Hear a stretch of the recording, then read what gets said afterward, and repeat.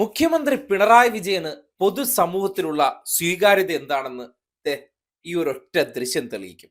കഴിഞ്ഞ ദിവസം തലസ്ഥാനത്ത് കണ്ട കാഴ്ചയാണ്. കേരളത്തെ അതിദാരിദ്ര്യമുക്ത സംസ്ഥാനമായി പ്രഖ്യാപിക്കുന്ന വേദിയിലേക്ക് മുഖ്യമന്ത്രി കടന്നു വരുമ്പോൾ 8 മാസത്തെ ഇടവേളയ്ക്ക് ശേഷം ഒരു പൊതുപരിപാടിയിൽ പങ്കെടുക്കുന്ന മമ്മൂട്ടി മുന്നേ ആ വേദിയിലെത്തിയിരുന്നു. മുഖ്യമന്ത്രി എത്തുമ്പോൾ അദ്ദേഹം സ്വീകരിക്കുന്നതും അദ്ദേഹത്തോട് കാട്ടുന്ന ആദരവ് എന്താണെന്ന് ആ ദൃശ്യം നിങ്ങളോട് സംസാരിക്കും. മുഖ്യമന്ത്രി വരികയാണ്. ഇനിയിപ്പോൾ മുഖ്യമന്ത്രി മാത്രമാണ് വരാൻ അവശേഷിച്ചിരുന്നത്.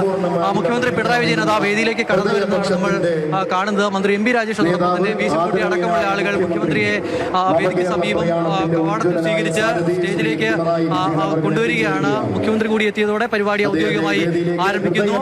മഹാനടൻ മമ്മൂട്ടി അടക്കമുള്ളവർ മുഖ്യമന്ത്രിയുടെ വരവിനായി കാത്തിരിക്കുകയായിരുന്നു.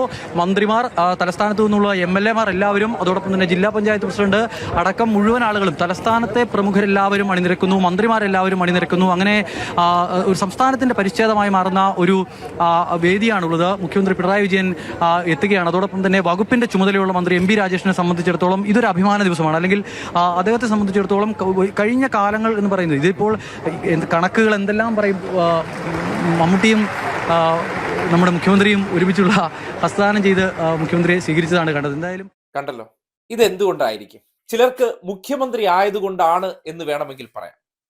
പക്ഷേ മമ്മൂട്ടി എണീറ്റ് കൈ കൊടുത്തതിന് ശേഷം കസേരയിൽ ഇരിക്കാൻ പിണറായിയോട് ഒരു ആംഗ്യം കാട്ടുന്നുണ്ട്. അത് വ്യക്തിയോടുള്ള ബഹുമാന സൂചകമായി പറയാറുള്ളതാണ്. ഏത് മേഖലയിലായിക്കോട്ടെ, അതിൻ്റെ ഏറ്റവും തലപ്പത്തിരിക്കുമ്പോൾ ഒരു രാഷ്ട്രീയ നേതാവ് എന്നുള്ള നിലയ്ക്ക്, അല്ലെങ്കിൽ ഈ നാടിനെ നയിക്കുന്ന വ്യക്തി എന്നുള്ള നിലയ്ക്ക് അദ്ദേഹത്തോട് കൂടുതൽ ആദരവ് ഏത് മേഖലയിലുള്ള വ്യക്തിക്ക് തോന്നുന്നത് എപ്പോഴായിരിക്കും?